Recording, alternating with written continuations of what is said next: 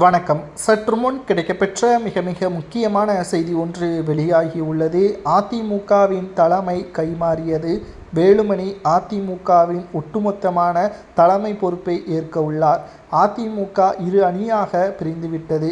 Edappadi பழனிசாமியின் அணியாகவும் SP Velumani மற்றும் CV. Shanmugam தரப்பினர்கள் ஒரு அணியாகவும் தற்பொழுது பிரிந்துள்ளனர்.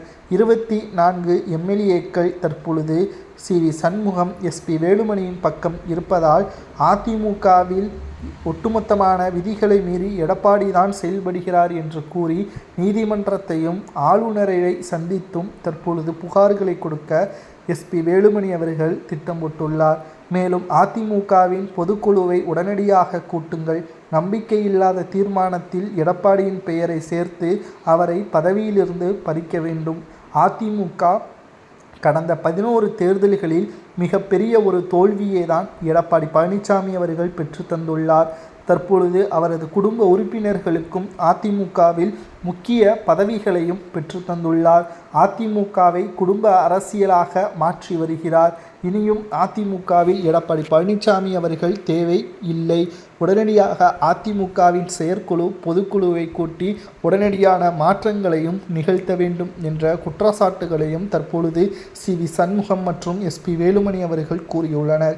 எடப்பாடி பழனிசாமி அவர்கள் எந்த ஒரு மக்கள் சந்திப்பையும் 5 ஆண்டுகள் எதிர்க்கட்சியாக இருந்தபொழுது செய்யவில்லை.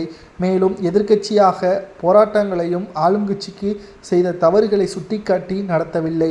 இதனால்தான் தற்பொழுது 3வது இடத்திற்கு நாம் தள்ளப்பட்டுள்ளோம். இனி வரக்கூடிய அரசியல் காலங்களிலும் எடப்பாடி பழனிசாமி அவர்களது செயல்பாடுகள் தவறாக இருக்கக்கூடியதையும் அவர் தன்னிச்சையாக முடிவுகளை எடுப்பதும் எங்களுக்கு உடன்பாடு இல்லை.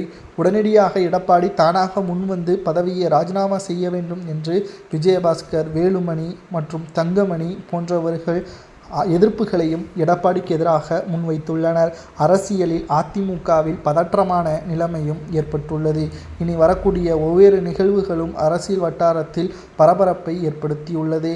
அனைத்து இந்திய அண்ணா திராவிட முன்னேற்றக் கழகம் நிச்சயம் தோல்விற்கு எடப்பாடி பழனிசாமியே முழுமையான காரணமாக அவர் ஒப்புக்கொண்டு அவரது பதவியை தானாக முன்வந்து ராஜினாமா செய்ய வேண்டும். அந்த பதவிக்கு எஸ்பி வேலுமணி அவர்கள் பொறுப்பேற்பார் என்று சி.வி. சண்முகம் அவர்கள் தரப்பினர்களும் தற்பொழுது கருத்துக்களை பகிர்ந்து வருகிறார்கள்.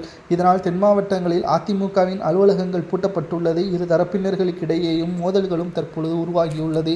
அதிமுகவின் தலைமை தற்பொழுது ஒட்டுமொத்தமான எதிர்ப்புகளாக எடப்பாடிக்கு எதிராக வந்திருப்பது சரியா? சி.வி. சண்முகம் அவர்கள் தரப்பு சரியா தவறா என்பதை கமெண்ட் வாயிலாக கூறுங்கள்.